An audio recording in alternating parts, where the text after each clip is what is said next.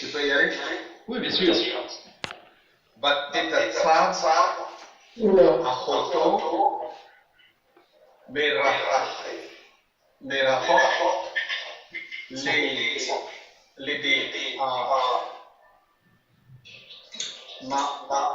L'idea,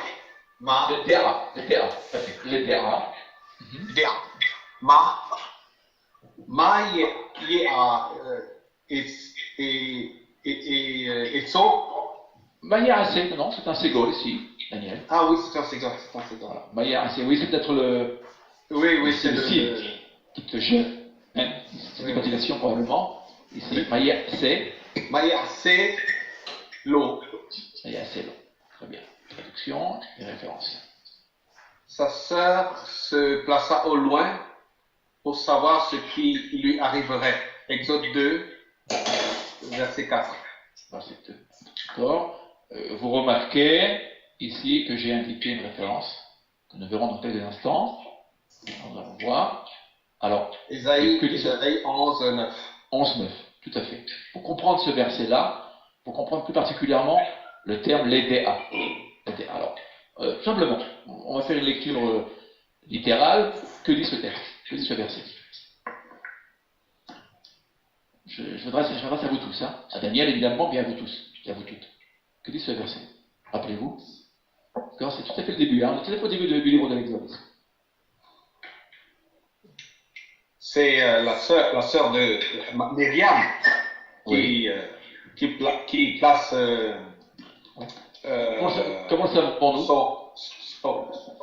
Pardon? Daniel, comment le savons-nous? Tu as raison. Regarde, je l'ai indiqué là, mais comment le savons-nous? C'est sa sœur? Ahoto. Parfait. On est ici le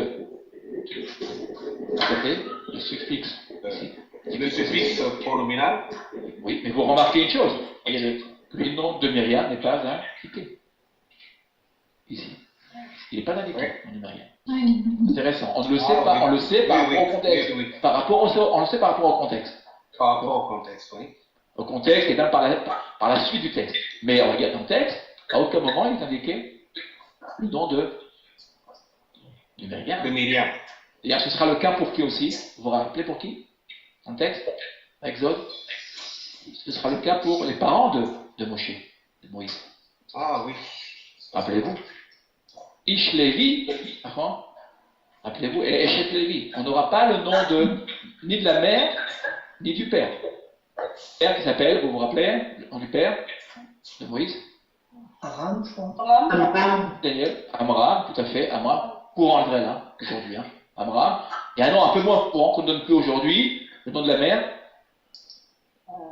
Oui. Yocheved. Oh oui, merci. Yocheved, tout à fait.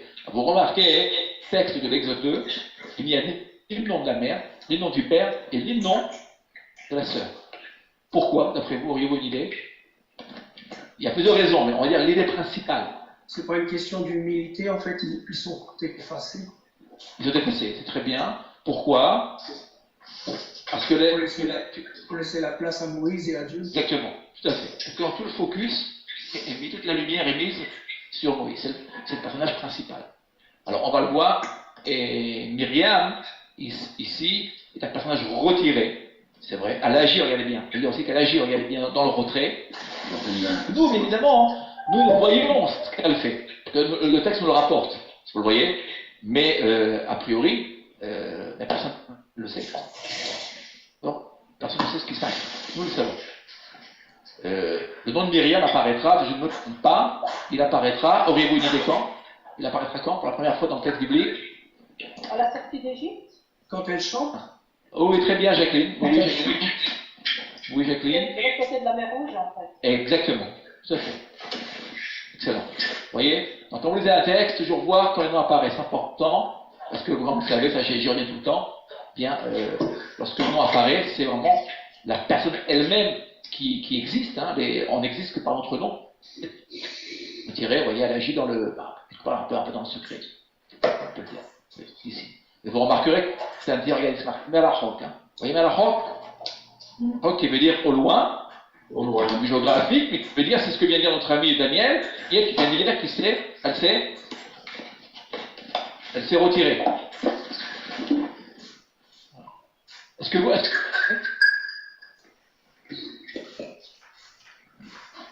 que vous m'entendez? Vous m'entendez? J'ai cru qu'il y avait un problème de son. Excusez-moi. Voilà. Donc, mais la robe veut dire qu'en fait, elle est vraiment retirée. Vous voyez? Ici. Elle se retire. Et que fait-elle? Pourquoi elle se tient là? Elle se tient là. Quelle est la raison? Oui, en fait, de loin. Pour observer de loin ce qui allait arriver à Moïse. Oui. Ok. Alors ça, ce serait, ça pourrait avec quoi? Savoir ce qui se passerait. D'accord? Elle veut savoir ce que c'est. Mais regardez bien le mot DA ici. C'est beaucoup plus que cela. D'accord? Il y a une idée ici qui va très très loin. Ça, pour le comprendre, il faut Les DA. les DA. C'est-à-dire qu'il faut savoir, pour connaître. Et c'est aussi l'idée de conscience. C'est l'idée de conscience. On va voir. Pour comprendre cette idée de DA, on lit ici. Voilà. On va demander à notre ami Betty. Je vois Betty, avec ton Betty. Est-ce que Betty nous entend? Oui, bonsoir. Bonsoir Betty, quel plaisir de te retrouver. Merci. Merci à toi de me suivre finalement. Et j'espère que tout va bien. Je vais te demander de lire le verset, ici d'Isaïe, qui est très loin, hein, vous voyez, de l'Exode, et qui pourtant va nous permettre de comprendre ce que dit le texte de l'Exode. J'agrandis l'image. Voilà. Cacha, Betty.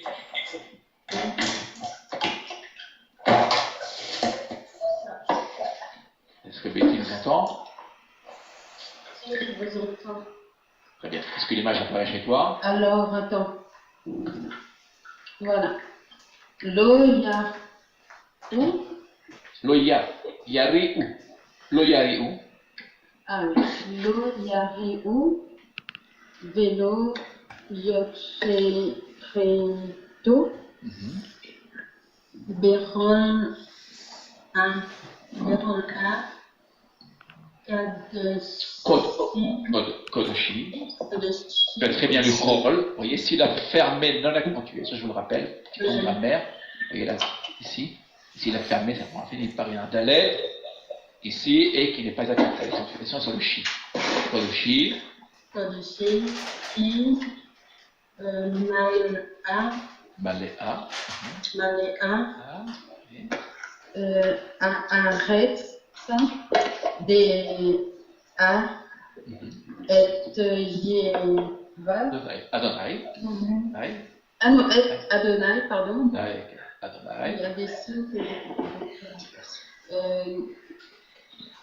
Kamaïm, Layam, Mechassim. Mechassim. Très très bien, parfait. Traduction. Alors, tu ne feras pas de tort et on ne détruira pas dans toute ma sainte montagne, car la terre sera pleine de la connaissance de l'Éternel, comme les eaux couvrent le fond de la mer. Isaïe 11. 11. Okay. Que dit cela? On est loin de l'Exode, hein? Là, c'est les temps messianiques. Les temps messianiques, tout à fait, Daniel. Regardez bien, voyez, on ne fera plus de tort, vous retrouvez en fait la racine du mal, hein. On ne fera plus de mal, on aurait pu traduire ça, on ne fera plus de mal. Ici, à la place de tort. Je préfère de mal, j'aurais dû traduire ici, j'aurais dû corriger la traduction, on ne fera plus de mal. C'est le contraire de ce qui s'est passé avec Noé. Oui, exactement, c'est parfait. Tout à fait. On retrouve la même expression. D'accord? Estimée positive, tout à fait. Chez Noé, quel est le mot qui rentre? Oui, nous retrouvons. C'est pas Hamas. Hamas. Hamas. Ah oui, C'est Hamas. Au temps de Noé, Ça veut dire Hamas. c'est le Hamas qui remplit. Ça veut dire violence. Violence, c'est bon. La violence totale, tout à fait, au temps de Noah. C'est ce qui se passait au temps de Noé. C'est pour ça qu'il y a eu le déluge. Tout à fait, tout à fait. Et là, nous avons là, regardez bien, un renversement, d'accord, de situation. Eh bien, au temps messianique, c'est ce que dit le prophète Isaïe, il n'y aura pas Et regardez ce qui va se passer. Que se passera-t-il? Tu viendras remplacer le mal. La connaissance de l'éternel. Connaissance de l'éternel. Ici, là. Quand vous voyez ce terme-là, connaissance. Ça se retrouve également dans Habakkuk 2, 14. Oui, oui, exactement. On retrouve ça dans notre Habakkuk, c'est juste. Tout à fait. C'est-à-dire, j'ai eu pas du choix pour choisir, mais j'aime beaucoup Isaïe, comme vous le savez. Et donc, je l'ai repris ici. Et regardez bien. Et aussi, vous allez voir pourquoi. J'ai aussi repris, il y a une autre raison à ça. Ici. DA. Connaissance, dans quel sens? Après vous. Attention. Connaissance intime. Hein? Intime, très bien, parce que le terme, c'est absolument la racine. Quelle est la racine de ce substantif? Ici. Il y a Yud Dalet Aïn. Absolument. Absolument. Qui nous rappelle la connaissance intime. On va rappeler entre Chava, Tam et Chava. Tout à fait. Et bien plus que cela encore. Attention. Le savoir, dans les questions, la connaissance dans les questions, c'est pas la connaissance au sens moderne du terme. Hein. Prenez-le au sens prophétique. Prophétique. C'est un rapport avec Da'at. Bien sûr, bien sûr. Absolument. C'est Da'at, la connaissance, oui. Bien sûr. C'est le même mot. Hein. Ici, nous l'avons DA. Alors, je l'ai repris ici. Pourquoi DA? Parce que vous l'avez très bien compris. Parce que nous avons aussi DA. Vous voyez? C'est un parallélisme. C'est pour indiquer le parallélisme. Vous voyez le parallélisme? Il est flagrant. Hein, ici. Vous voyez? DA, DA. Ici. C'est la raison. J'aurais très bien pu reprendre Da'at. Attention. Da'at, en hébreu, ce n'est pas une connaissance au sens moderne du terme. Il n'est pas question d'érudition, évidemment, vous l'avez compris. Il s'agit donc d'une union intime avec l'Éternel, et bien plus que cela. Rappelez-vous l'arbre de la connaissance, oui. C'est une fusion. Connaissance du bien et du mal. Regardez, oui, connaissance du bien et du mal. D'ailleurs, regardez bien, ça correspond tout à fait au sens du texte, hein, au contexte. Il n'y aura plus de mal, ici, vous voyez. Yashritu, il n'y aura plus de destruction. Ici. Shachat, la racine shachat, c'est une destruction totale. On n'y est pas encore. Nous l'avons vu avec moi, j'ai très bien fait de le rappeler. Ici.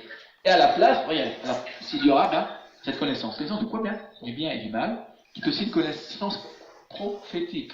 Comme vous verrez, Da'at, ici, c'est le plus haut niveau De la connaissance. auquel nous devons absolument, nous devons atteindre. Oui, bien sûr. C'est le plus haut niveau. Voilà.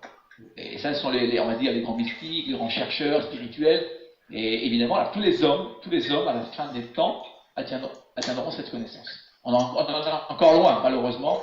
Et c'est juste. Regardez ici. Si je reviens ici. Hélas. Oui, hélas. Regardez, si je reviens à Myriam, si nous revenons à Myriam. Pas si loin que ça. Regardez bien, ici. Ça prend un sens tout à fait. Regardez bien. Un sens prophétique, elle voit. Un sens prophétique, bien évidemment. Regardez bien. Ici. Elle voit Quand on lit le texte rapidement. Oui, Daniel, est-ce que tu pourrais développer ton idée? L'idée? Elle voit plus loin que l'instant, elle voit qu'il va être sauvé pour une destinée. Oui. Exactement. C'est beaucoup mieux, oui. Voilà. Vous voyez, quand on parle de prophétie, Il va dire qu'il attention. n'a pas fait exprès. Il sait toujours rendre les choses positives. Exactement, tout à fait. Tout à fait. Alors, je ne sais pas si Daniel. Lequel? Daniel Steen, Daniel. Oui, Oui, Daniel, on s'entend très bien. Voilà. Je voudrais qu'on revienne à toi. Hein. Alors, tu nous parles justement, je voudrais qu'on revienne à ton analyse qui me paraît fort intéressante. Donc, DA, ici, quel serait son sens? On revient au sens de DA. oui, alors je disais que Myriam ne voyait pas que l'instant, elle voyait la destinée de Moïse en fait.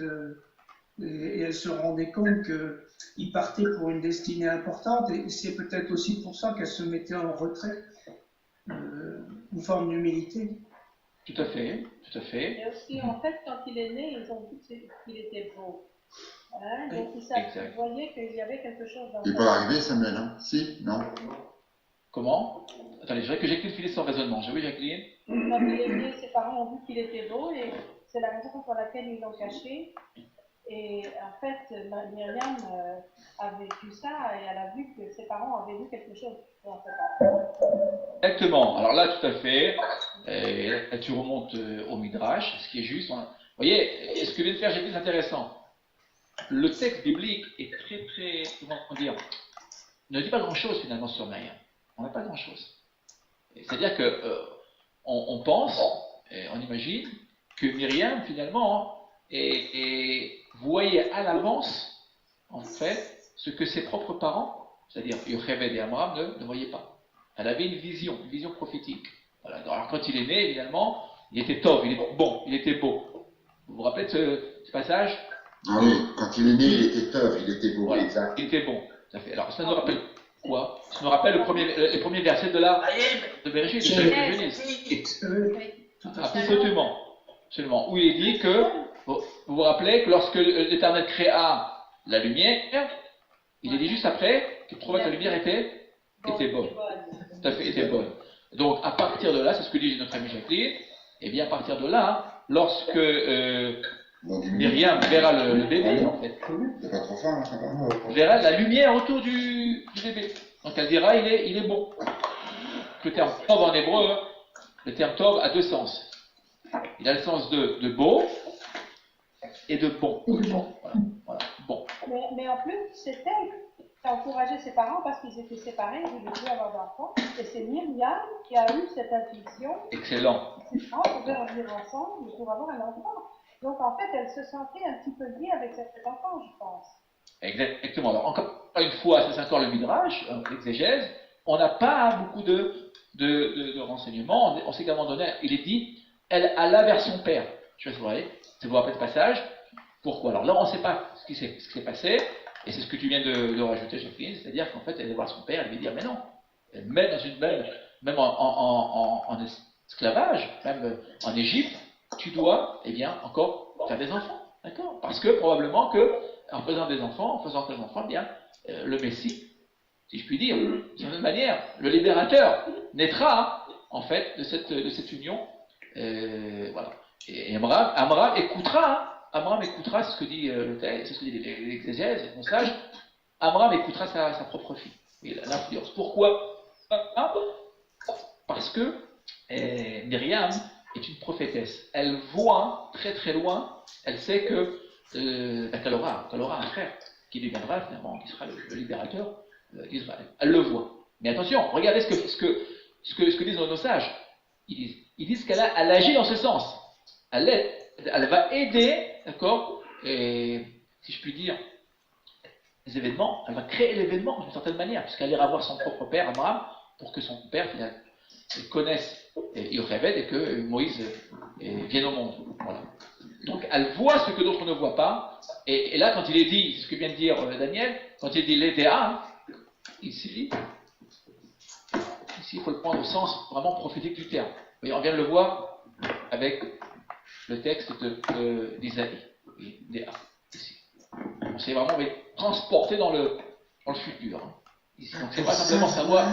Savoir ou connaissance, c'est le mot date, c'est le même. Ah, d'accord. Oui, c'est le même, oui, absolument. Les DA ou la da'at, c'est le même mot, mais si on a DA ici, dans le texte, c'est pas pour rien, c'est pas anodin. C'est pour nous renvoyer justement à la référence d'Isaïe, pour nous dire que justement, elle se projette ici dans le futur. Ici. Et donc, regardez ce qui se passe. Elle veut s'assurer que sa prophétie, celle qu'elle connaît, et que personne d'autre ne connaît finalement, savoir si sa prophétie allait se réaliser, finalement. C'est ce qu'elle veut voir. Vous voyez? Voilà. Auriez-vous un point à ajouter, une remarque? Oui, en fait, on remarque. Rapproche-toi du micro si tu le peux, Jacqueline. Ah, pardon. J'ai remarqué que souvent, les personnes qui ont été des instruments pour faire des connexions importantes, comme Myriam, qui est un instrument pour faire une connexion importante, elle reste dans une ombre quand même. Et j'ai vu ça aussi. Maintenant, dans la Brit Hadasha, on voit aussi que c'est André qui a présenté Pierre à Yeshua. Et plus tard, c'est surtout Yeshua dont on parlera, mais pas de André. Et ce sera notre part toujours de voir que l'Éternel utilise des gens pour faire des connexions importantes. Et ces gens-là, ils ont un rôle très important à jouer et ils ont la modestie de rester en arrière-plan. Anonyme, oui, absolument. Voilà. Anonyme. Et je dirais même transparent. Oui. Imaginez-vous que Myriam, qui est la sœur aînée de Moïse, et regardez bien, tout tient sur elle, là. Regardez bien. Ici. Tout tient sur elle. Elle s'inquiète pour son frère. Bien sûr. On aurait dû logiquement, on aurait dû avoir, non pas ici Myriam, mais qui? Sa mère. La mère, bien évidemment. Alors vous le voyez, ce que dit le texte, c'est-à-dire qu'en fait, ce n'est pas la mère qui avait cette faculté de prophétie. C'est Myriam. Dès le départ, on sait que Myriam est une prophétesse. Ici, on peut le savoir, Anna Ephraïm, à travers le terme ici, l'EDA. Si on n'avait pas l'EDA, ici on aurait le plus grand mal pour en déduire que c'est une prophétesse. Déjà. Oui, Ephraïm. Bonsoir, Ephraïm. Qu'elle a dit qu'elle a dit à son père de réépouser sa mère, et pour avoir des enfants, c'est comme ce qui a été fait après la Shoah, où les Juifs sont arrivés et ont refait des enfants. Tout à fait, exactement, tout à fait. Juste 2 millions pour avoir le chiffre de Juifs qu'il y avait avant la Shoah, actuellement. Tu as vu ce que je t'ai envoyé. Oui, j'ai vu, merci à toi, tout à fait, merci à toi, Ephraïm. Donc ce que tu viens de dire est intéressant. L'idée ici, c'est vous le voyez que même dans les conditions difficiles, et justement dans les conditions difficiles, on doit toujours rester positif. Pourquoi? Parce que justement, on le verra, bien, le Messie, cette lumière, justement, rappelez-vous, Tov, bien le bon qui est lié à la lumière, cette lumière, elle apparaît quand justement? Elle apparaît quand l'obscurité est là, plus forte. Plus fort. Ça, nous l'apprenons? Rien. Mais Shalom, Ephraïm. Shalom Yvonne, bonsoir Yvonne. Shalom, bonsoir. On t'entend bien. Je pense, ça va? Oui, très Je bien. pense au verbe la date. Donc, elle a connu, donc elle a su. Et je pense que ce verbe, Dieu l'utilise aussi. On le voit par exemple en Genèse, je pense, quand Dieu a connu que son peuple souffrait. Oui. Et donc, ça implique une relation qu'il y a avec Dieu. Tu veux dire en Exode, pas en Genèse, en Exode. C'est pas en Genèse, bon, tu sais mieux que moi. Oui. Et je pense... C'est Exode. C'est Exode, oui. ok? C'est Exode, ou Yada. C'est Exode. Hachem Yada, il est marqué. Alors quand les fils d'Israël sont mis à crier, tout à fait. Voilà, oui, alors tout à fait, l'Éternel, oui, tout à fait, l'Éternel tout à fait. a su. Oui, tout à fait. C'est voilà, c'est là-bas, donc on utilise ce verbe, donc Dieu, il connaît, et quand il sait, ce sont les personnes qui connaissent, donc c'est parce que Dieu les a connus avant. Il les rentre en relation avec, et c'est cette relation... Attention, évidemment, là, il faut toujours prendre, Yvonne, une règle dans tes bibliques. Toujours connecter un mot, vous voyez, à vos contextes. Toujours le remettre dans son contexte, d'accord? Dans Yada, oui. c'est encore autre chose, d'accord? Et évidemment, il n'est pas question de vision prophétique, puisque c'est l'Éternel qui parle, d'accord? Yada, dans le sens, l'Éternel savait, il a su que c'était le moment de les faire sortir d'Égypte. À partir du moment, ils sont mis à crier. L'Éternel savait déjà qu'ils souffraient. Voilà, tout à fait. Mais alors, je pense que mais il avait besoin d'un signe. D'accord, mais c'est le même verbe qui est utilisé. Absolument. Au lieu que ce soit l'Éternel, ce sont les personnes qui vont savoir comment Dieu, ce qui va se passer, ce qui va continuer. Donc, ils savent à l'avance. Dès que le verbe il apparaît, c'est parce qu'ils savent déjà ce qui va se passer. Non, c'est pas obligatoire dans tous les cas, hein, attention. Non? Ok. Pas absolument. D'accord? Par exemple, vous l'avez très bien vu avec dans le livre de la Genèse, Da'at, simplement, c'est le sens de connaissance du bien. Et du mal. Okay. Il n'y a pas d'idée, il n'y a pas encore d'idée prophétique. Là. Il y a une idée, on va dire, éthique, de ce qui est bien. Voilà. Mais là, dans le texte, ici, justement, je reviens au texte et au contexte, ici. Si on est bien l'E-D-A et pas la Da'at, ici, on aurait dû avoir la Da'at. Eh bien, la Da'at, il faudrait dire, comme en hébreu moderne, d'accord? Pour savoir ce qui arrivera demain. Il faut savoir, oui, ce qui arrivera dans les minutes qui suivent, ou demain à la limite, mais pas, vous voyez, pas plus que cela. Voilà.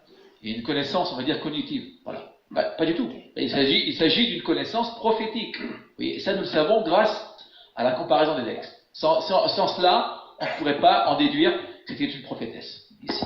Elle veut savoir si finalement la vision qu'elle a, qu'elle a reçue de l'Éternel, va s'accomplir à travers les hommes. Okay. Et nous allons voir par la suite qu'elle va agir aussi, en ce sens. D'accord? Avoir une vision très bien. Le titre de Myriam ici est une attente prophétique. Oui, absolument. C'est une attente prophétique. Tout à fait. Ibrahim, c'est Patrick. Je peux te poser une question grammaticale? Bien sûr. Tetatsav, c'est quelle forme ça? C'est le verbe natsav? Comment? Est-ce que c'est le verbe natsav au niveau des racines? Oui, absolument. Et c'est quelle forme ça? C'est un péage? C'est quoi? C'est une forme, on va dire, comme Itpael, ici, vous voyez, Tetatsav. Vous retrouvez ici le tête, le tab. C'est une forme archaïque, hein, ici. Fait, comme vous voyez, les Itpael. Et ici, alors le noun est parti. On aurait dû avoir un noun ici. Voilà. C'est ce que la question de la part de Patrick, ici. Ici, vous voyez le point dans le tzaddik. Quel point, Patrick? Comment on l'appelle ce point? C'est un dagesh fort. Dagesh fort. C'est une absorption de noun. Absolument, absolument. Voilà, merci. Elle est rare, cette forme-là. Elle est tellement rare, si je ne me trompe pas, de mémoire. Hein, je donne mémoire, ce que vous cherchez, c'est un apax. C'est-à-dire, je ne me trompe pas, cette forme Tetatsav n'apparaît qu'une seule fois dans tout le Tanakh. Voilà. On aura ce verbe, attention. Mais cette forme-là, c'est une forme archaïque, en fait, qui n'apparaît qu'une seule fois dans tout le Tanakh. Voilà. Je vous invite à aller chercher, et si je me trompe, vous pouvez me corriger. Je ne crois pas, je crois que il n'apparaît qu'une seule fois, à ma connaissance, hein, de mémoire. Ok. Vous remarquez, alors pourquoi je faisais cette référence d'Isaïe, regardez bien pourquoi. Regardez bien. Vous voyez le terme que j'ai ici, on va agrandir l'image. Ici, que j'encadre. Vous voyez? Yam. Pourquoi d'après vous? Auriez-vous une idée? Tout colle avec le texte, hein, regardez bien. Là, c'est un rajout que je me suis permis de faire. Le nom de Myriam. Et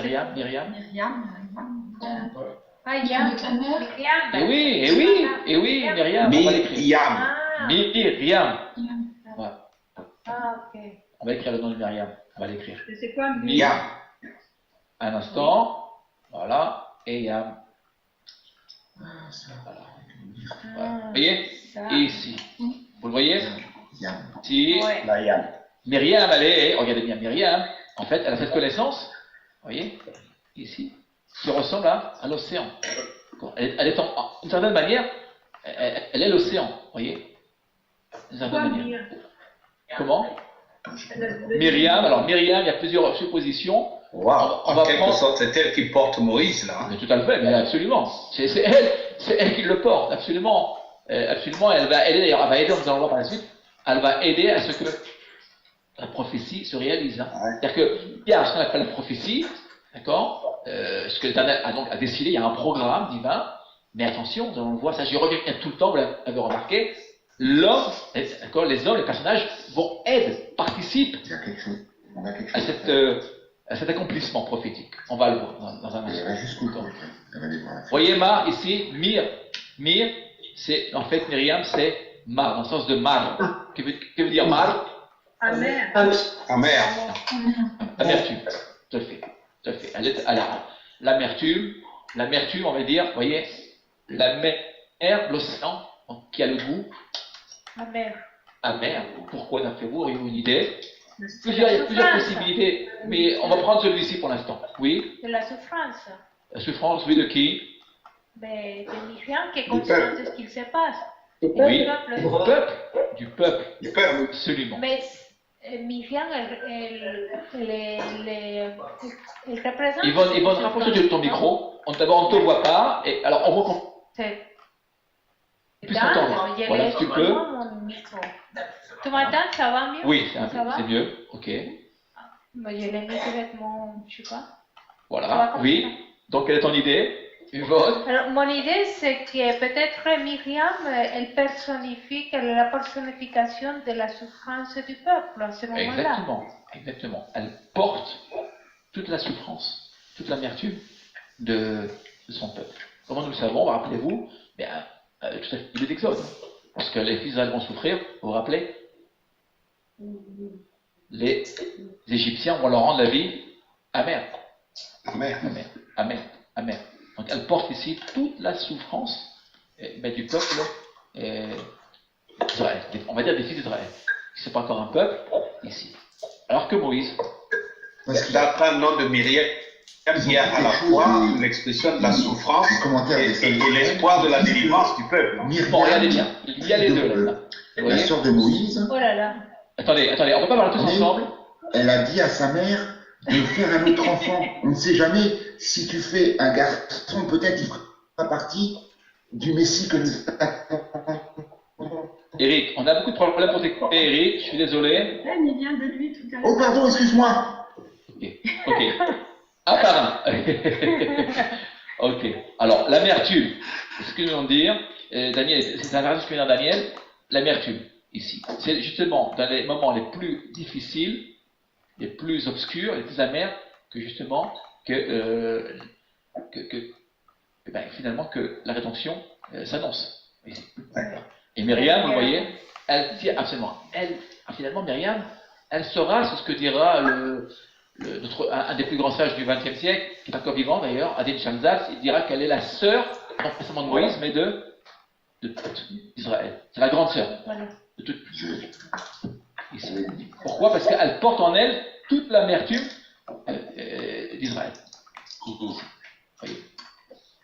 Mais, comme vous le savez, eh bien, là c'est une idée négative d'une certaine manière, mais vous verrez par la suite, il y a aussi une idée positive qu'on découvrira ensemble. Ça, je laisse le suspense.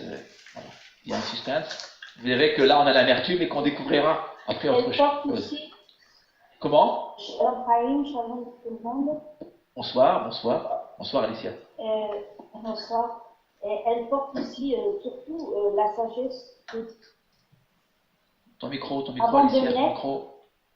Vous m'entendez maintenant? Rapproche-toi encore un petit peu. Rapproche-toi encore un tout petit peu. Un petit peu mieux? Je peux Oui. pas m'approcher plus, oui? Ok. Alors, je disais Écoute, il y a des vrais signes plus voyants. que Myriam, elle a reçu la sagesse. Alicia, ferme les micros. Je ferme plus les micros. Attends, un instant. On ferme plus les micros là. Je suis désolé. On va donner la parole à Alicia. Alicia, ouvre ton micro, Alicia. Oui, vous m'entendez? Voilà, c'est très bien. Voilà. Là, on t'écoute attentivement. Alors, je disais que Myriam a reçu la sagesse avant de naître dans le ventre étant bébé, la sagesse de Dieu avec la mission que Dieu lui a donnée. Et donc, c'est ce qu'elle a fait. Voilà, elle le savait inconsciemment, on va dire. Elle a tué par rapport à la sagesse et la mission que Dieu lui a donnée avant de naître. C'est possible. On n'en sait rien, mais c'est possible. On peut le supposer. Hein. Et voilà. Alicia. Oui, je pense à Yvon avec son commentaire sur Yada. C'est juste. En fait, regardez bien. Vous voyez ce qu'on fait ce soir? Il y a beaucoup de blanc. Vous voyez? À propos de Myriam. On ne sait pas. On n'a pas son nom. On ne sait pas très bien ce qui s'est passé. On ne sait pas très bien comment elle a reçu son esprit prophétique. Vous voyez, on n'a pas finalement beaucoup de renseignements sur elle. Hein. C'est le personnage un petit peu qui est délaissé. Une question que j'aimerais vous poser d'ailleurs à propos. On dit que c'est la sœur aînée de Moïse. De combien d'années? Auriez-vous une idée? Vous sauriez dire... 15 ans? 15 ans, Comment? 20 ans? 15 ans, 20 ans? Non, on n'a pas... Alors là, regardez, on n'a pas de texte. Vous voyez, je suis comme vous. Hein. Moi-même, je suis dans la difficulté de répondre à la question. Et évidemment, je suis allé voir dans les textes de la tradition orale pour savoir. Alors, d'après nos sages, elle aurait eu 6 ans. 6 ans de différence. 6 ans. 6 ans de différence. Comment le savoir? Encore une fois, on n'a pas le moyen de le savoir. Oui, alors que moi, Aaron, oui, d'après C'est vous. encore plus âgé.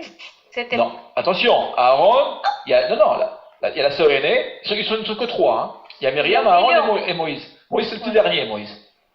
Aaron, il a 3 ans de plus. 3 ans. Très bien, Yvon, parfait. Ça, nous le savons. Nous le savons du texte, dans le texte, c'est inscrit. D'accord? Nous savons, pourquoi nous savons? Il est dit que lorsque Aaron avait 83 ans, bien Moïse en avait 80. Voilà. Donc on le sait. Ça s'est marqué, s'inscrit de manière explicite, noir sur blanc. Quant à Myriam, vous le voyez, on a vraiment un blanc total. Il n'y a rien. Il y a un vide. On ne sait pas grand-chose sur Myriam. C'est le personnage finalement extrêmement important, mais finalement qui est extrêmement retiré. Hein. Nous l'avons dit avec Jacqueline. Son nom n'apparaîtra, imaginez-vous, son nom n'apparaîtra qu'au moment de l'ouverture du Yam Souf. Voilà. Lors de la traversée de la mer. C'est ce qui est loin dans le texte. Voilà. Alors on continue.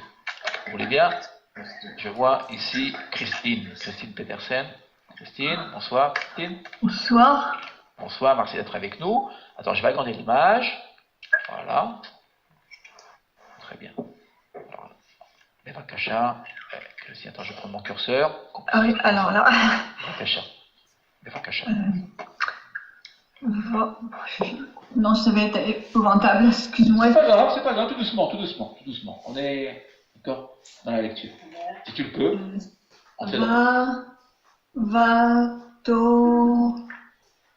Vatomer. Mère. Vatomer. Fait. Ici, c'est un sens rigolo. Vatomer. Achoto. Fait. Achoto, très bien. El. Bat.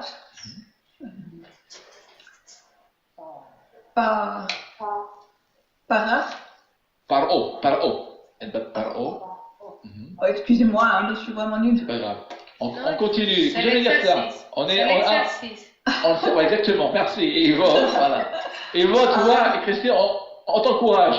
Voilà. LR. Ah oui. V. On va lire ensemble. Oui. Va et ALR. V. Karatilach. Isha. Meneket. Min Aivriot.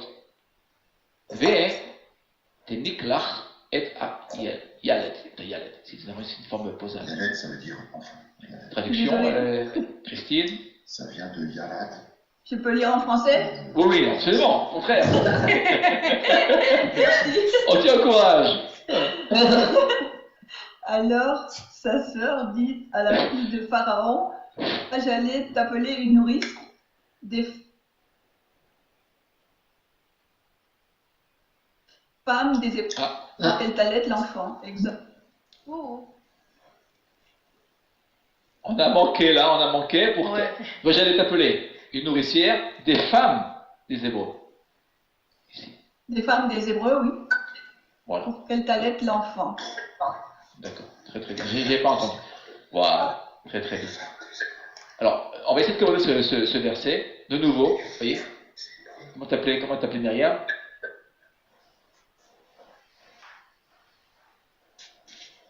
Voilà.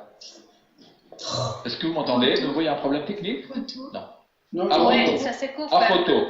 Ouvrez vos micros, voilà. Achoto. De nouveau, on n'a pas le nom de Myriam. Vous l'avez remarqué? Non. Ok, très bien. Regardez bien, là. Je vous fais remarquer. Vous voyez ici? Lach, qui veut dire? Allez. Toi. Non, allez. Quoi? Ah non, lecha. Non, Ok, pourquoi? c'est va. Et ça nous rappelle, oui, c'est très bien. Ça nous rappelle l'Echlecha. Va pour toi, donc pour ton bien. C'est ce que dira Rashi, pour ton bien. Je veux dire, regardez ce que dit ici Myriam, à la fille de Pharaon. Ah, il l'appelle pour ton bien. Oui, pour ton bien. Ici. Elle veut, regardez bien, ici, elle veut la convaincre. Regardez bien. Elle veut la convaincre de faire quoi finalement? qu'il appelle, que ce soit elle qui appelle une femme, mais pour mourir Oui. une femme. Regardez bien. Isha, de qui est-il question ici, évidemment? La mère de Moïse. De Moïse. Vous voyez, évidemment, qui ne sont pas cités, évidemment. Mais regardez tous ces personnages-là. Ils ne sont jamais cités. Hein. Jamais cités. Et évidemment, on ne peut pas le citer non plus, on ne peut pas dire que c'est la mère, c'est juste aussi. Tout à fait. Mais que remarquez-vous là? Regardez bien. On va revenir en arrière. Je voudrais qu'on revienne en arrière ici. Tout à fait en arrière. Un instant, voilà. Ici, là. Voilà. La sœur de Moïse se tient. Regardez bien ici, elle se tient. Au loin. Au loin, vous l'avez remarqué. Oui. Que fait-elle là? Elle s'approche. Elle se rapproche. Bien sûr, puisqu'elle va s'adresser à la fille de Pharaon. Elle se rapproche. Que fait-elle?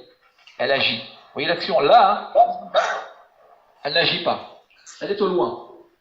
Elle est active. Là, elle est active. Elle est active. Elle va, regardez bien ce qu'elle va faire. Elle va aider la prophétie. Elle va aider à l'accomplissement de la prophétie. C'est-à-dire qu'elle a une vision qu'elle a reçue de l'Éternel, mais elle va tout faire pour que cette vision s'accomplisse. Vous voyez? On aurait pu croire que bien, on a une vision, et puis que la vision, de manière, je dirais, automatique, s'accomplirait. Eh bien, pas du tout. On doit aider l'accomplissement d'une vision. Vous voyez? L'action. Parce qu'elle savait que c'était sa mission. Comment? Parce qu'elle savait que c'était sa mission. Oui, absolument. Totalement. Elle avait, je le crois aussi, elle avait une conscience profonde de sa mission, de sa responsabilité, je dirais aussi. Et moi, ce qui m'intéresse, regardez bien. Moi, ce qui m'a toujours intrigué, c'est ce passage-là. Regardez bien. Les femmes des Hébreux. Pourquoi elle lui dit ça? Parce qu'elle a dû reconnaître au tissu développé Moïse. Attendez, notre ami Patrick intervient. Attendez un instant, Patrick, finit son raisonnement. Patrick.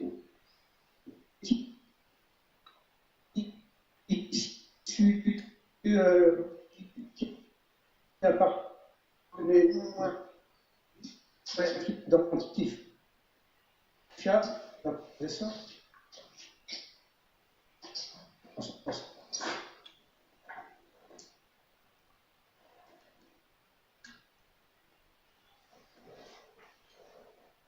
On a un problème de je vois. On n'entend plus rien. Et maintenant, vous m'entendez maintenant? C'est bon, Jaime. Vous êtes là maintenant? Oui, c'est bon, t'es là. Ok, ce soir, je suis désolé, on sera patient. Oui, t'es là. Ce soir, ouais. tout à fait, voilà. Oui, Patrick, est-ce qu'on reprend ton raisonnement? Moïse était enveloppé dans des tissus sans...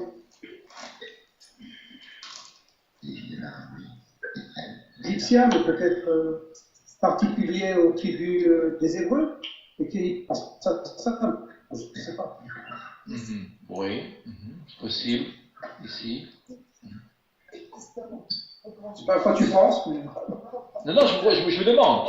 Je vous demande, ici. Mais... Bon, il y a une raison à cela. Il y a une raison à cela.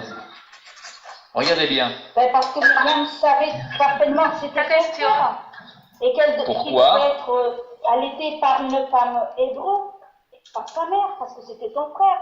Elle le savait. La mère, oui, mais elle aurait très bien, oui, mais Alicia, elle aurait très bien pu dire, une nourrice, tout simplement. Pourquoi rajouter ici et des Hébreux? Parce qu'elle veut que ce soit sa mère, hébreu. Parce que les enfants devaient être sacrifiés dans sa chair. Attendez. Notre ami Irène, oui, Irène, bonsoir Irène. Shalom Irène.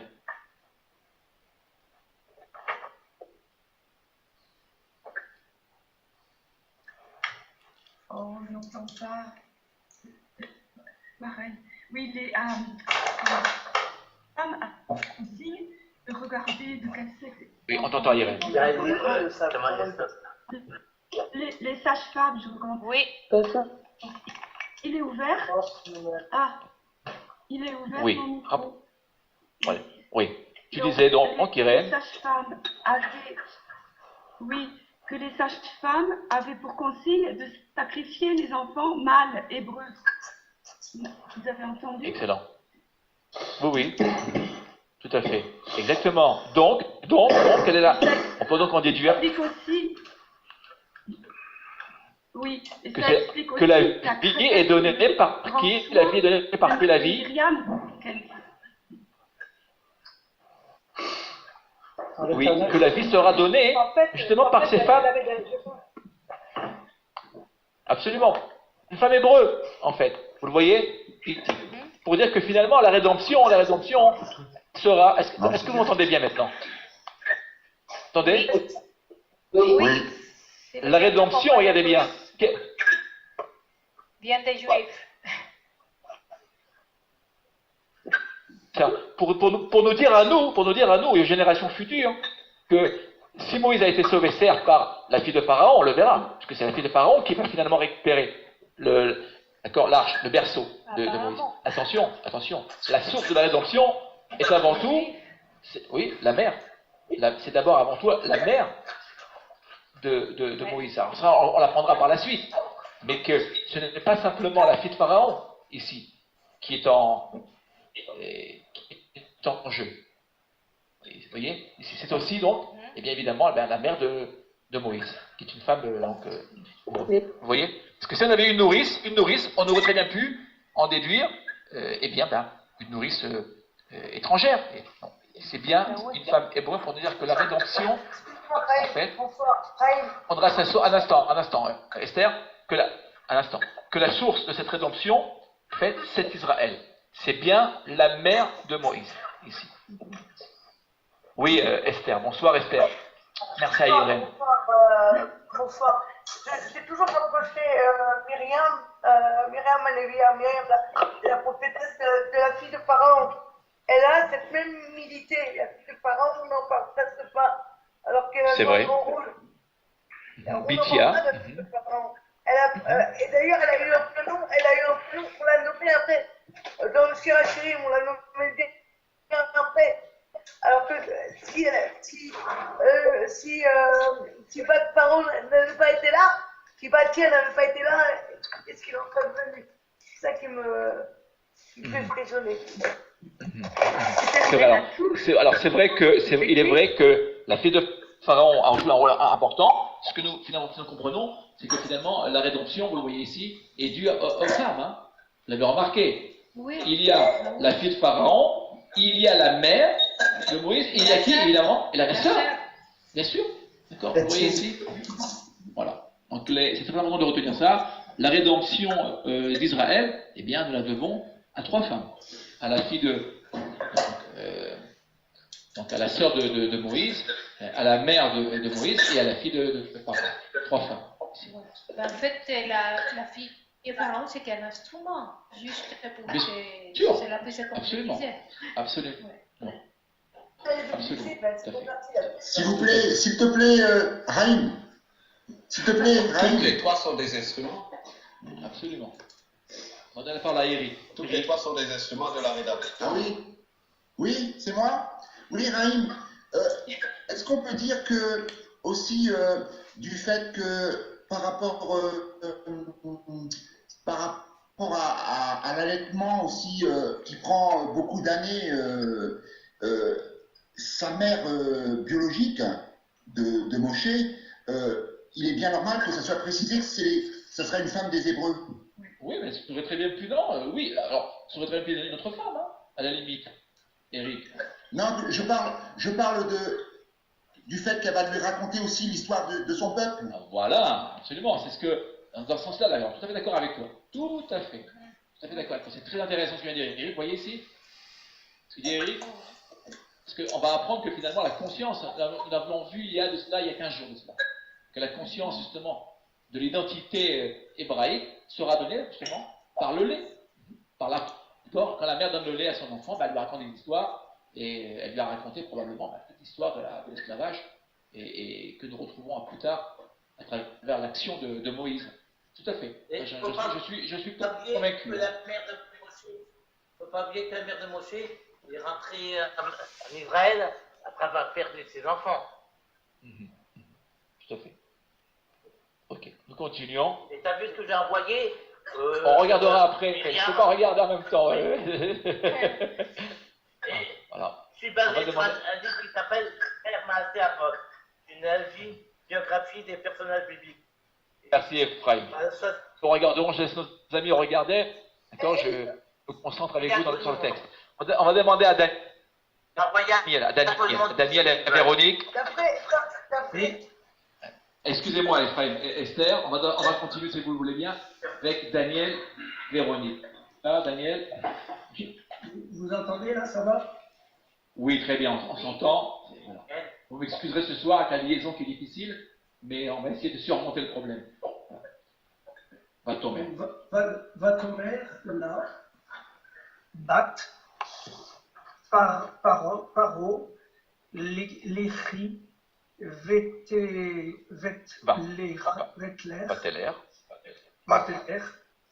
alma, vatikra, et am, ayaled. Parfait. La fille de Paro lui dit, va, la jeune fille alla, et appela la mère de l'enfant. Exode 2:8. Tout à fait. Ok, que dit ce texte? Non.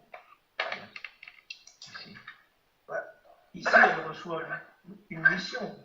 Oui. De la part de la fille de Pharaon qui a l'autorité. Tout à fait. Elle lui dit l'écrit. Donc, en fait, la fille de Pharaon, finalement, prend le contre-pied du Pharaon qui voulait que tous les enfants mâles soient tués. Grâce à qui? Grâce à la sœur. Oui, grâce à Myriam. Regardez bien, l'action. Vous voyez comment on peut changer le cours de l'histoire ici. Si Myriam n'avait pas été là, en fait, l'histoire de Moïse aurait été totalement bouleversée. Hein. On ne sait pas ce qu'il y aurait eu, en fait, ici. Important, j'aimerais mettre un point important ici, là. Regardez bien là. Vous voyez le mot Alma? Oui. Ici. Alma. C'est féminin. Oui, très bien. Ésaïe, tout à fait. Tout à fait. Et, chapitre 7, je ne me trompe pas, de mémoire. Chapitre 7, on le retrouve. Et à propos d'Emmanuel. Tout à fait. Alma. Que veut dire Alma? La jeune fille. Bien. Une jeune fille. Quand vous lisez une jeune fille, là, mais à quoi croyez-vous? Une vierge. Ah, attention, justement. Daniel, je vais me permettre. Et c'est pour ça que je me suis posé la question, vous allez le voir. Jeune fille, vous voyez la traduction là? Je l'ai laissée volontairement ici. Volontairement ici. Attention, traduction. On a l'impression, en lisant le texte, qu'il s'agit d'une vierge. Pas du tout. Alma, c'est aussi bien une vierge, ça peut l'être, ou ne pas l'être. D'accord? Nous verrons plus tard, dans la suite, vous allez voir ce soir, que Myriam, eh bien, elle est mariée. Myriam est mariée. Oui, elle est mariée. D'accord? Alma, regardez la racine. Quelle est la racine de Alma? On va aller voir la racine. À ce moment-là, elle l'avait aimé. Et elle a 6 ans, elle est mariée à 6 ans? Non, on sait. Ici. C'est Al sur le lait. C'est Olam. 6 ans, c'est vrai, vous avez raison, juste. Mais attention, Elem, on peut, je viens de le dire, on peut très bien la prendre pour une vierge ou pas pour une vierge. D'accord? Mais attention, Alma n'est pas forcément, d'accord, dans le sens de vierge. Ici. Alma. Elem, regardez bien. Elem, ici. Monde. Elem avec 2 ségoles. Comment? Oui, alors Elem, c'est pour un homme. D'accord? Olam. Ça veut dire cacher, enfouir. Vous voyez? Idée de pudeur. Ici, la pudeur qui donnera d'ailleurs le mot Olam, que vous connaissez bien. On va l'écrire. Voilà, ici, et on mettra ici le mot Olam. D'accord? Le mot Olam. Pourquoi le mot Olam? C'est au sens d'attrition orale, hein, le monde. Ici, c'est le lieu où se cache l'Éternel. D'accord? À nous de retrouver justement les traces de l'Éternel. Ici. Alors, Alma, attention, ici. Et la jeune fille, c'est vrai, jeune fille, et c'est parce qu'elle a 6 ans, elle aurait 6 ans, attention, d'après, je dis bien, la tradition orale, mais on n'en sait rien, je vous le rappelle. Entre 6 et 7. Comment? Entre 6 et 7, puisqu'elle est traînée. On ne sait pas. On ne sait pas. D'accord? Moi, je colle au texte. Je colle au texte. D'après le dictionnaire, ça veut aussi dire mademoiselle, hein? La demoiselle. Oui, mais ça veut. Oui, aujourd'hui, oui, allemand. Mais attention. Et ça veut également dire jeune femme. Jeune femme.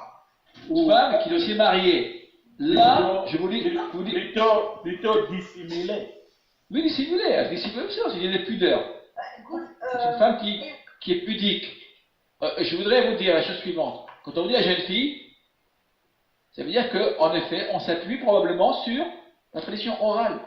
Regardez, la traduction est elle-même influencée par la tradition orale. Alors, je vois Manhattan qui nous rejoint. Bonsoir Manhattan. Shalom, shalom les koulam. Manhattan. Shalom Manhattan. Baruch Hashem. On a eu des problèmes techniques parce que tu n'étais pas encore avec moi. Ah, ok. Petit Ramur.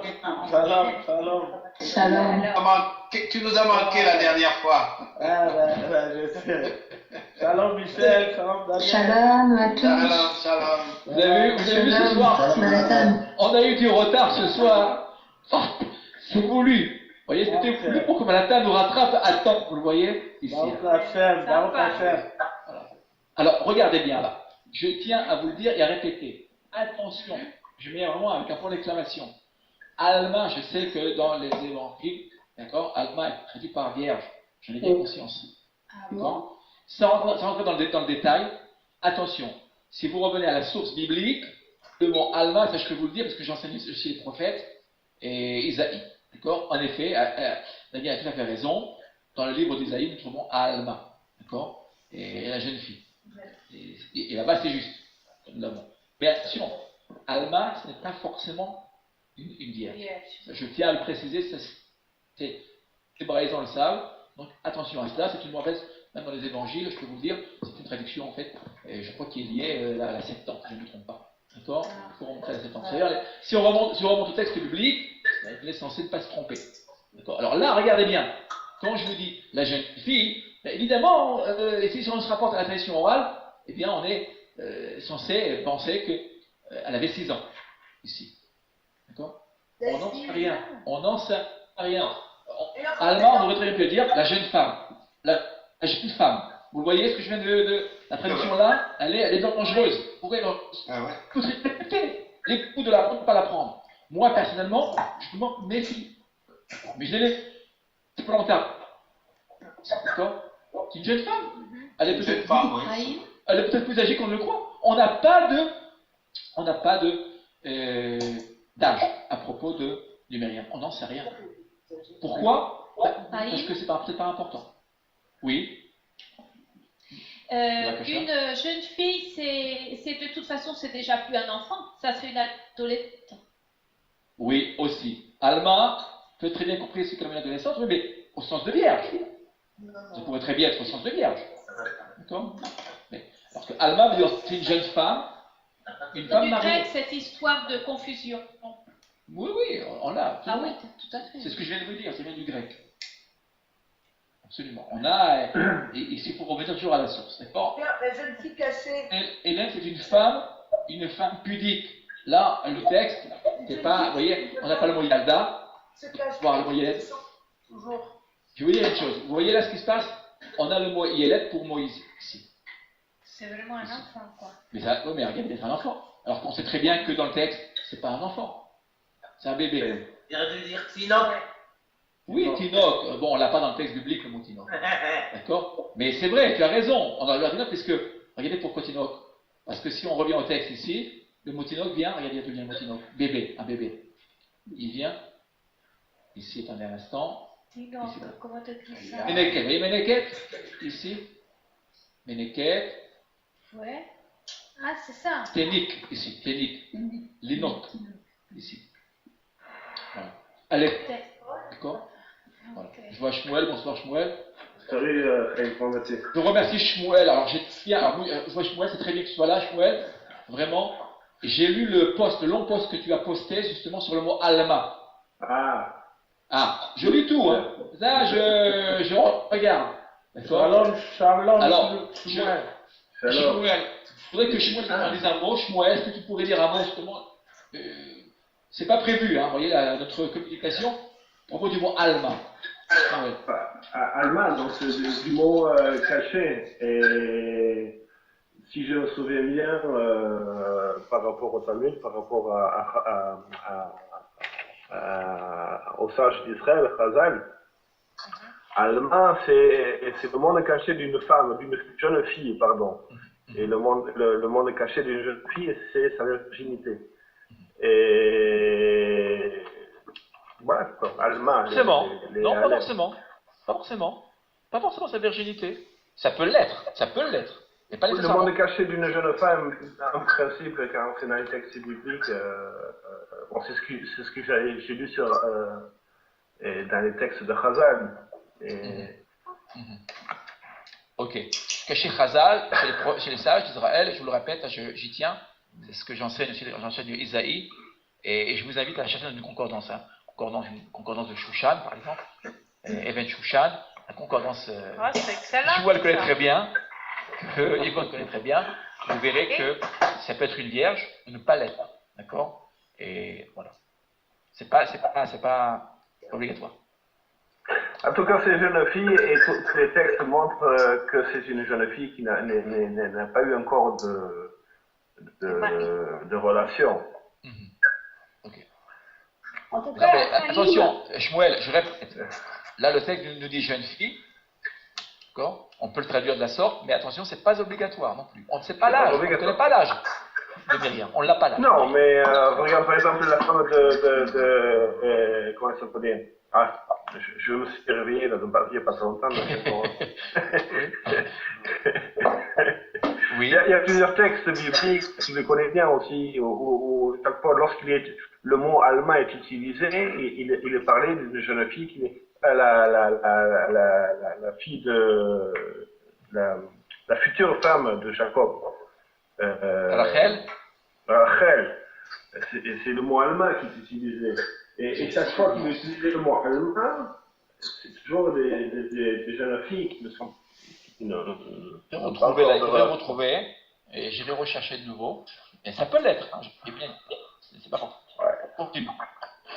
Mais ça suppose quand même tout de même qu'elle a cette maturité pour pouvoir parler à son père, ramener son père. Il faut qu'elle ait une certaine maturité. Une certaine maturité, bien sûr. Pour amener la fille du pharaon Absolument. Imaginez-vous une fille de 6 ans. Alors c'est possible, hein, c'est dans le texte biblique. Et ses parents à se remettre ensemble pour avoir un enfant. Il faut avoir une certaine maturité aussi. Avoir de la maturité. Et il y a une version, moi personnellement, évidemment, je suis d'accord avec Daniel et Michel. Encore une fois, vous voyez, on peut lire de différentes manières le texte. Shivim Panim la Torah. Après, si tu veux, le texte de la Septante. Attendez. Oui, Shmuel? Le texte de la Septante, donc, pour ceux qui ne se souviennent pas, la Septante, c'est le texte biblique grec traduit de l'hébreu par les 70, ce sont les 70 sages qui ont traduit. 72 même. Les 72, ouais. Et le terme, j'ai chopé un petit peu la conférence, le webinaire un petit peu en retard, hein. Peut-être que j'ai déjà parlé de ça, je ne sais pas, mais le mot utilisé en grec par la Septante, est traduit littéralement par... Traduit par vierge. Ouais. C'est-à-dire que les sages, ces sages-là qui ont traduit le Tanakh de l'hébreu en grec, ont préféré choisir ce mot-là, vierge, c'est un mot qui en grec aurait pu désigner une jeune femme, mais sans préciser sa virginité. C'est vrai. Mais n'oubliez jamais une chose, que toute traduction, quelle qu'elle soit, est toujours une interprétation. Ouais. Et que notre travail, c'est toujours de retrouver, les autres interprétations. Voyez, sinon, on risque, de figer le texte. Alors, moi, je vous invite justement à ouvrir le texte. Oui. La Septante a été traduite à partir du paléo-hébreu. Et souvent, il y a des confusions par rapport au texte hébreu. Dans les traductions. Ce qui est juste aussi. Vous devez voir quoi. Donc, vous voyez, il faut avoir un esprit critique. Je sais que, voilà, donc il faut l'avoir. Vous voyez, donc, encore une fois. Ne laisse pas tout le monde d'accord. Est-ce qu'on peut dire une jeune sœur? C'était assez jeune. Elle était jeune, quoi. Non, mais elle était jeune. On va écouter ce que vous voulez dire. Mais, Raïm. Marie-Abel. Je voudrais que Marie-Abel prenne la parole. Marie-Abel, on continue. Vas-y, Marie-Abel. On a le temps passe et pas qu'il y ait de problème technique, là, je crains, vous voyez, les problèmes techniques. Je voudrais qu'on continue. Marie-Abel. Notre amie Marie-Abel. Marie-Abel, attendez, on va agrandir l'image. Bonsoir à Marie-Abel. Bonsoir Raïm, bonsoir tout le monde. Bonsoir. Bonsoir Marie-Abel. Alors, Vatika Miriam Hanelia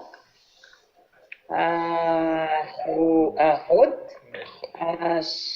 Aharon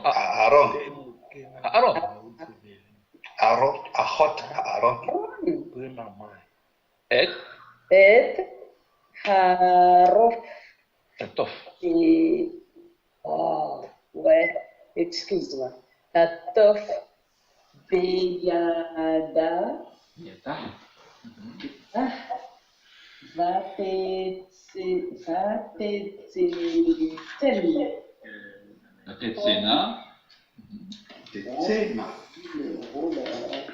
Vatetena Kol Anashim Arerecha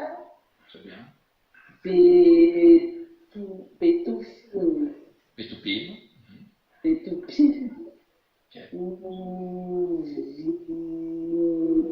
Vimrolot. Parfait.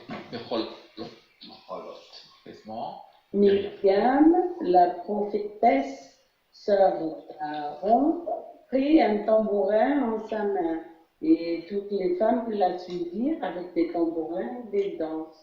Exode 15, verset 20. Alors voilà, vous le voyez, merci à Marie-Abel. Là, vous le voyez, c'est flagrant. C'est la première Oui, fois. la mère. Prophétesse. Regardez bien. Vous voyez, là, c'est clair et net. Elle est... D'abord, nous avons le nom, son nom, de manière explicite. Il y a un nom, ici. Nevia. Là, Tess. Ici. Vous voyez? Question à vous. Pourquoi Nevia? C'est pourquoi on l'appelle les petits. Logiquement, on aurait peut-être pu l'appeler avant, après tout. De manière explicite, on l'appelle. Pourquoi Parce que là, elle a chanté ce chant qui t'inspirait. C'est la vue d'un avis, d'un prophète. Oui, très bien. C'est juste... Et regardez la référence là, Exode 15. Il y a un article devant, ce qui peut laisser penser qu'il n'y en a pas beaucoup des prophètes. Excellent. J'y ai pas pensé. Ok, c'est excellent. Merci à Daniel, là, je vais noter, c'est juste. Hanvia, c'est-à-dire qu'il n'y en a pas, il n'y a pas d'autre. Ici, on peut tout regarder, cette fois-ci, sur Myriam, elle est le personnage, la prophétesse, par excellence. C'est excellent. Raïm. Juste un instant, Martin, vous voyez la référence ici, Exode 15-20? Rappelez-vous là, je voudrais qu'on un instant, Ephraim, je t'en prie, je ne voudrais pas en perdre de fil.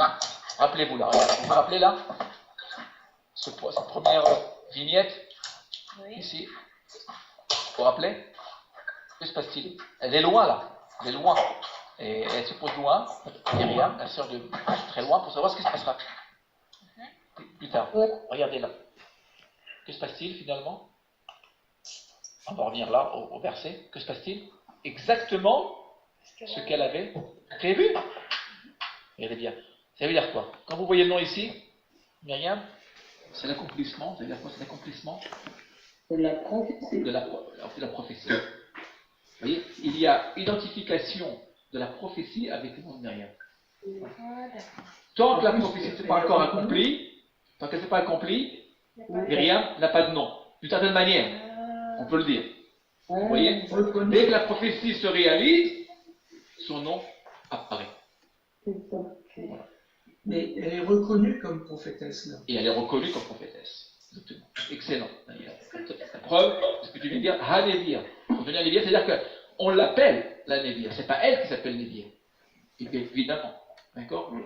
Elle a conscience de son destin, probablement de sa vocation. C'est pas des vocations, son destin, sa vocation, elle a conscience. Mais elle ne se dit pas prophétesse. Elle l'appelle pas la prophétesse. Tout à fait. Et je me dis, parce que justement, elle avait donc cette vision qui va s'accomplir. Dès lors que la vision s'accomplit, son nom apparaît de manière explicite. Vous voyez? Et puis, il y a une note supplémentaire qui ajoute la sœur d'Aaron. Oui. Ça signifie qu'elle connaît, mais dans sa totalité, l'expression de la prophétie, c'est-à-dire jusqu'où ça va aller, la place de chacun, la place de Moïse, la place d'Aaron. Parce que quand il traverse la mer Rouge, on n'a pas encore sa place. Je veux dire, il n'est pas encore le prêtre, le grand prêtre. Oui, tu as raison, pas encore. Voilà, il n'est pas encore. Donc ça, tu remarques une question à toi, Michel, évidemment, puisque tu soulèves la question. Mais regarde bien là. Logiquement, on devrait savoir de plus. Aaron est la sœur de Moshe. Regardez pourquoi Moshe n'apparaît pas là. Moi, je me pose la question. Vous savez, lorsqu'on a un texte avec des blancs, ce sont les blancs. Non pas seulement sur ce qu'il y a, mais aussi sur ce qu'il n'y a pas. Moi, quand je lis le texte, je dis, mais attendez, sage déjà. Porte Aaron, on devrait aussi avoir Aaron, Moshe, et nous ne l'avons pas. Pourriez-vous l'idée? Absolument. Parce que je pense qu'il manque. Mais c'est pour ça que je pense que ça présage déjà de la position de Aaron dans l'avenir, dans ce qui sera l'après. C'est excellent, on va le voir par la suite. C'est juste, on va le voir par la suite. Tout à fait, on le verra. Myriam est très très liée à Aaron et Aaron très très lié à Myriam. Pourquoi? Excuse-moi, Shalom. En même temps, tu vois une séparation, tu vois, je vois que Myriam et Aaron sont unis, donc on les sépare, sont séparés de Moshe, ou Moshe est séparé d'eux. Tu vois, quand on sépare, c'est parce que c'est Kadosh, c'est qui est sacré. Oui, ok, oui, c'est juste. Moshe, tu te dis, Moshe, c'est l'homme Isha Elohim, celui qui est séparé. Il est incompris, on va le voir par la suite. C'est juste, c'est excellent. Mais c'est normal, Moshe, il a vécu au milieu des Égyptiens. Très bien. Donc, il n'a pas passé sa jeunesse là. Très bien, merci Daniel. Ok, c'est la réponse. Regardez bien. Myriam et Aaron se connaissent très très bien. Pourquoi? Parce que finalement, ils ont vécu les Hébreux. Ils ont vécu l'esclavage. Il était où Moshe en ce temps-là? Au palais. Les Égyptiens. Attention, on est ici en Exode 15-20. Il était avec Jétro, son beau. Ils sont sortis, hein? Ils sont déjà, oui, absolument. Ils sont sortis d'Égypte ici, là. Eh bien, Moshe, il était, oui, en Midian, d'accord, avec l'agriculture. Voilà. D'accord? Vous le voyez. Donc, ce qui se passe, c'est que finalement, ceux qui ont vraiment vécu la condition d'esclavage, d'accord, ben, ce sont Myriam et Aaron. Moshe n'était pas là. Vous voyez? C'est ce qui donne toute la force finalement à Myriam lorsqu'elle va chanter ici ce qu'on appelle le cantique de Myriam. Dans toute la Torah, il y a ce qu'on appelle 10 cantiques, il y en a 10 grands cantiques, et les plus célèbres sont au nombre de 10. Et parmi ces 10 cantiques, on compte évidemment celui de Myriam. C'est un cantique extrêmement important, et vous voyez, parce que son nom se révèle à ce moment-là. Les shirim en hébreu, shira, au sens biblique du terme, shira, d'un instant. Shira, alors en hébreu moderne, c'est un poème. Bibliquement parlant, c'est un cantique, mais prophétique. C'est un chant prophétique. C'est masculin ou féminin? Il y a le hey de la Kadosh. Aussi. Il y a le hey du nom de Yod, oui. Absolument. D'accord, vous avez ici, regardez bien, vous avez deux, vous avez le Yud et le He. Ici. Et c'est peut-être comme ça que ça fait connaître. Il a bien fallu qu'elle dise quelque chose pour se faire reconnaître prophétesse. Donc elle devait faire des cantiques comme ça. Oui, mais là, je pense que c'est venu de manière, comment dire, c'est pas prévu. C'est un chant de. Vous voyez, c'est le prophète finalement qui est la voix de l'Éternel. Et je dirais d'une manière, même si elle a pris ses tambourins, vous voyez ici, il a dansé, c'est un, comment dire, un plan. Vous voyez, et un plan, je dirais spontané probablement, après cette sortie, puis ils ont vu les Égyptiens qui étaient noyés dans une souffle. Automatiquement, vous voyez, elle s'est mise à chanter et à danser. Mais ce qui est intéressant de dire, c'est la liaison, on va voir par la suite, la liaison intime qu'il y a entre Myriam et Aaron, ici, finalement, ne comprennent pas, on le verra par la suite, qu'ils n'ont pas compris vraiment Moïse. Même si Myriam aime son frère.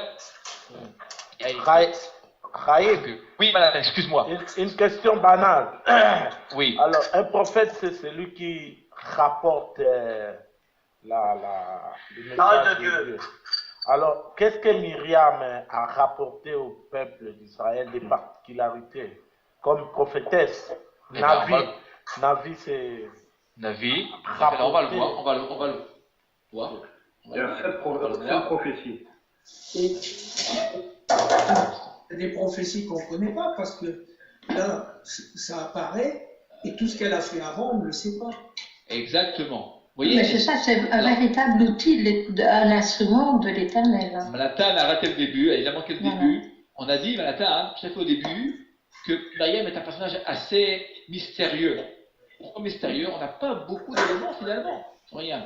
Si vous regardez ce soir, je peux vous le dire, moi que j'ai cherché sur Myriam, j'ai regardé les références, on n'a pas grand-chose. Ce soir, on aura fait le tour de Myriam. Parce que lorsque je parle de Moïse, on pourrait en faire des webinaires, hein. On pourrait écrire des livres entiers sur Moïse. Myriam, non, Myriam, ça tient, regardez bien, il n'y a pas grand-chose. Prenez Aaron, il y a beaucoup sur Aaron. On le retrouvera dans le livre de Lévitique aussi. Comme vous le savez très bien, Aaron et ses fils, ses 4 fils. Myriam, on n'a pas grand-chose, il n'y a pas grand-chose. On a je peux te dire un mot? Peu d'informations, et très peu d'informations. C'est à cause de... Alors. On va le voir, c'est pour répondre à Manhattan. Oui, d'abord une remarque, oui. Oui, il y avait une remarque qui voulait répondre Attendez, oui. Pour répondre à la question sur Navi, le prophète, le mot Navi, c'est aussi bien dire celui qui apporte la parole de Dieu, mais celui aussi qui est inspiré. On peut dire aussi porte-parole, simple porte-parole, puisque Aaron était le Navi de Moïse, c'est-à-dire le porte-parole. Excellent. Le porte-parole, tout à fait, aussi. C'est un terme très riche, le mot Navi, aussi. En fait, ce que je vois aussi, c'est que les femmes l'ont suivi. Voilà, tout à fait. Alors là, vous voyez, je remonte ici, regardez bien là, les danses et les femmes ont suivi. Toutes les femmes, exactement. Elle a un pouvoir, vous voyez ici, extrêmement fort sur toutes les femmes qui vont la suivre. Et qui vont donc reconnaître sa force de prophétie. Raïm, oui. S'il te plaît. Oui, tu disais tout à l'heure à tous que Myriam a œuvré pour ce que l'Éternel voulait qu'elle fasse. Donc on doit œuvrer. Mais donc elle ne savait pas ce qu'elle faisait, donc elle ne savait pas si elle était prophétesse. Donc ici on voit que seul l'Éternel a laissé dans sa parole le fait qu'elle est prophétesse. Donc ces femmes, si elles ont suivi, elles savaient toute cette histoire aussi. Je ne sais pas. Non. Elles vont découvrir, je pense, avec Myriam, ici dans le texte. Hein. A priori, je dis bien. D'accord. Vous voyez, Acharea, après elle. Ça, nous l'avons qu'ici dans le texte, Eric. On ne sait pas. D'accord. On découvre. Je suis comme vous dans le texte, quand je lis le texte, je découvre que finalement Myriam ici va chanter. Ici. C'est un chant prophétique. Et puis finalement, elle va vraiment être reconnue, c'est ce que disait Daniel, alors, comme prophétesse. Avant, on ne le sait pas, a priori. Alors nous le savons parce qu'on a tout le texte en tête, évidemment. Mais il faut attendre Exode 15, 20 pour apprendre que la sœur de Moïse s'appelle s'appelle Myriam. Myriam. D'accord. Et prophétesse. Enfin, on ne le sait pas avant. Voilà. Alors, ça, c'est pour répondre à Manhattan. Manhattan, voilà, on va lire le verset que Manhattan ici. On va cacher Manhattan. Ok. Attends, on dit l'image. Attends, un instant. Voilà. Doucement. On va cacher. Ok. Vatahan lahem Miriam Shiru la Adonai ki Gaod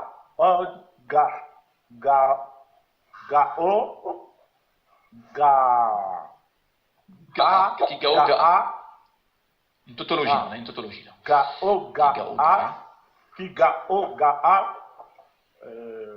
Sus ve Rochvo Chama Bayam. Très bien. Bayam. Ok. Là, vous allez voir. Manhattan, vraiment, là, on est vraiment connecté. Là. La réponse à ta question, je pense, est ici. Au moins une partie de la réponse. Myriam leur répondait, chantez à l'Éternel. Il a glorieusement triomphé, le cheval, le cavalier, il les a précipités dans la mer. Exode 15, 21. Manhattan, je te laisse répondre. Ouais. Je voudrais que Manhattan réponde à sa propre question. Manhattan, regarde bien dans le texte ici. Là. Regarde les couleurs. C'est un commentaire qui m'est personnel. Hein. Je ne l'ai pas vu ailleurs, mais je me suis permis de le faire. C'était flagrant. Quand j'ai lu le texte, j'ai dit, il n'y a pas de hasard dans le texte, évidemment. C'est une nouveauté. Ici. Manhattan, regarde. Qu'est-ce que je fais? Regardez-vous tous. Myriam. C'est vous. Rama et Bayam.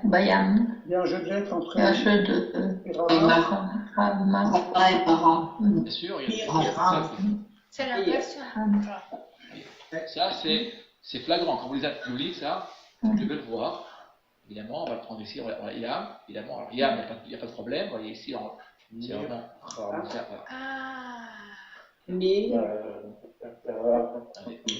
c'est pas un simple jeu de mots. Hein. Génial. C'est pas un simple jeu de mots. Génial. Voyez-le ici. Vous voyez, le ma ici devient ram. Mresh, ram. Alors, ma c'est l'amertume. C'est vrai. Ici. Ram, c'est la hauteur. D'accord. Ici. Eh bien, ça veut dire quoi? C'est finalement grâce à cette étude que j'ai découvert cela en travaillant. On découvre tous les jours. Mais que Myriam, c'est pas simplement l'amertume. Vous la rappelez, Myriam. Sœur, celle qui va souffrir toutes les souffrances d'Israël, la grande sœur, la sœur d'Israël ici. C'est celle aussi qui va finalement porter, regardez bien, la victoire. Ici, la victoire d'Israël et Ram, c'est la hauteur. Ici. Qui va élever et donner des forces à Israël. Ici. Alors ici, on parle des femmes, certes, mais elles ont un rôle important, ces femmes. Elles ont un rôle extrêmement important dans la libération. On l'a vu ce soir, il y a 3 femmes qui vont libérer Israël, finalement. La fille de Pharaon, d'accord, je le répète, la sœur de Moïse et la mère de Moïse. 3 femmes, on ne parle pas d'hommes. Ici, ce sont 3 femmes. Ici. Vous voyez, quand vous lisez un texte, attention aux termes, et ça, évidemment, vous pouvez le voir en français, quand j'ai traduit précipité dans la mer, ici, vous voyez, qu'un rapport, a priori, avec le nom de Myriam, a priori. Alors voilà, à la prophétie, Myriam, elle annonce finalement la victoire d'Israël, pas seulement en 100 ans, mais dans tous les temps qui vont suivre. C'est la raison pour laquelle on appelle nos enfants, nos filles, nos enfants, Myriam. D'accord? Vous voyez, c'est pas un terme seulement négatif, c'est aussi un terme positif. Elle voyait de loin, elle montait. Et d'ailleurs, elle allait plus loin. Tout à fait. Et d'ailleurs, je voudrais vous faire la remarque suivante. Si vous lisez le cantique qui sera chanté par Moïse. Oui, mais il y a plusieurs sens. Oui. Regardez bien. Si vous lisez le cantique de Moïse, Az Lashir Moshe Uvne Israël, Tashira Azot. D'accord? Ici. Shiru l'Adonai. Mais regardez bien, chez Myriam, en avatar, c'est répondre. Vous voyez, de répondre qu'on n'aura pas.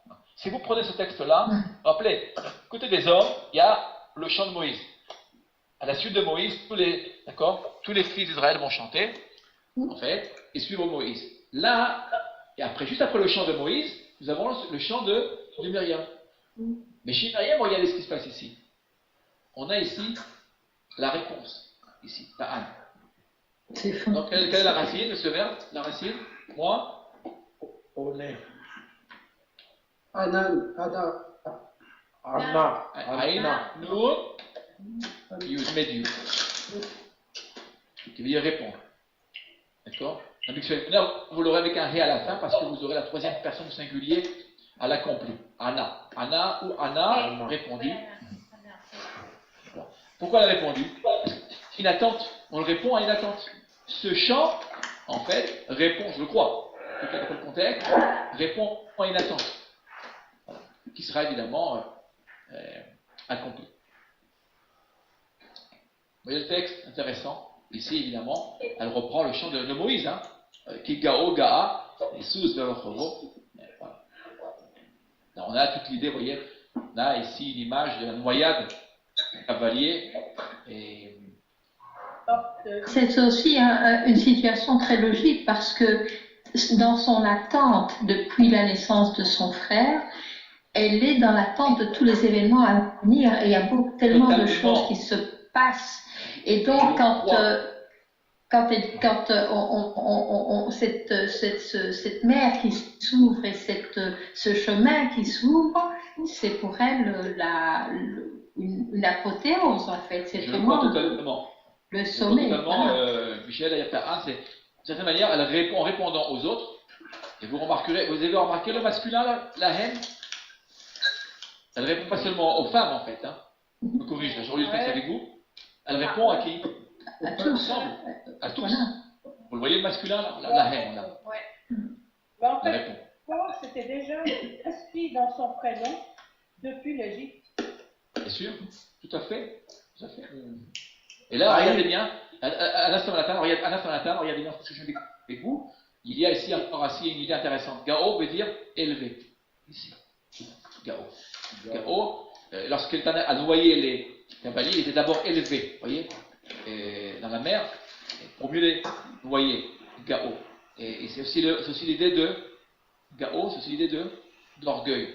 Si vous cherchez le mot gué, dans le dictionnaire, vous verrez orgueil, fierté, ici, et puis hauteur. Vous voyez, on joue sur l'idée de hauteur. Voilà. Ici, vous voyez, élévation, fierté, d'orgueil. Mais c'est lié aussi à Rama. Voilà, c'est l'auteur. Mais Mar, c'est le contraire de Ram. Vous voyez, Ram, ici, contraire justement de la fierté, de l'élévation, c'est au sens positif évidemment. Et donc c'est celle qui se retire, encore une fois, on l'a vu au premier verset, celle qui se met toujours en arrière. Oui, mais c'est une remarque, madame. Dans le mot Anna, on voit aussi le mot souffrir, souffrance. Il y a un lien avec la souffrance de Michal. Attention, c'est vrai, on pourrait le dire. Je rappelle qu'il y a une différence entre regardez bien. Dans le dictionnaire, vous aurez ça dans le dictionnaire. Répondre, pas al. Ça c'est répondre. Moi, souffrir, c'est inna. Inna avec un point ici dans le noun, c'est donc un PL. C'est le même, c'est juste, hein. C'est juste, hein. Intéressant. On peut aussi le dire, de toute manière. On pourrait le dire. Et Ta'anit Esther, Ta'ana, c'est la même racine aussi. Bien sûr, Ta'anit Esther, le jeûne d'Esther. C'est le fait de souffrir, hein. On souffre, un jeûne, on souffre. Et voilà. Mais je vois aussi que dans les mots Rama, il n'y a pas simplement Rej et Men comme on a vu jusqu'à présent, mais si l'on prend le mot entier, Rama jusqu'au He, mais c'est aussi l'auteur, donc des endroits élevés, donc les mêmes termes, il inclut l'auteur et en même temps cette amertume. Oui. De l'auteur, d'être là dans l'auteur. Et On peut, absolument, on peut le comprendre de différentes manières. Vous l'avez vu ici, là, ici, le texte. Vous voyez, encore une fois, il y a Shirim Panim la Torah, 70 faces à la Torah. On continue. Vous voulez bien? Raïm, je voudrais poser une question. S'il te plaît. Oui, je t'entends. Après, au verset 22, on parle de s'il y a l'épisode des eaux amères. Est-ce qu'il y a un rapport ou pas? Il faudrait que j'ai le texte sous les yeux. Évidemment qu'il y a forcément un rapport. Parce que Myriam veut dire les eaux amères. Ça a été, hein. Après, il y a l'épisode des eaux amères. Absolument. Les eaux amères. Probablement un rapport. J'ai pas fait le travail, je te l'avoue. Il faudrait faire le rapport. Il est probable qu'il y ait un rapport. Ce rapport. Il y aura un rapport. Vous verrez. Est-ce que ça a rapport avec Ramat et Automne? Ramat, par exemple, Ramat Betchevet, c'est Automne. Bien sûr, absolument, Raphaël. Absolument, il y a un rapport, bien sûr. Bien sûr, tout à fait. C'est le sens. Sens positif du terme. Là, on peut le prendre dans un sens positif ou négatif. D'accord? Ici. Et en France aussi, il y a des villes qui ont leur nom qui viennent de l'hébreu, à Mathuel. On continue. Regarde. Cantique de Myriam. On a demandé à Muriel. Je vois que Muriel nous a rejoint. Muriel. Bonsoir Muriel. Shalom Muriel. Naïm Meod. Est-ce que Muriel nous entend? Non, pas encore. Martine. Je vois Martine qui est parmi nous. Martine. Shalom Martine. Oui. Bonsoir Martine. Oui. Toi, être toujours parmi nous. Oui. Passage difficile, mais on ne peut pas ne pas, évidemment, le rapporter, celui de la faute de Myriam. Bevakasha, tranquille. Ça y est, il y a toujours un retard. La Kedaver, Myriam, Vera Rom, Ben Moshe, Al Idot, Aïcha, Odot.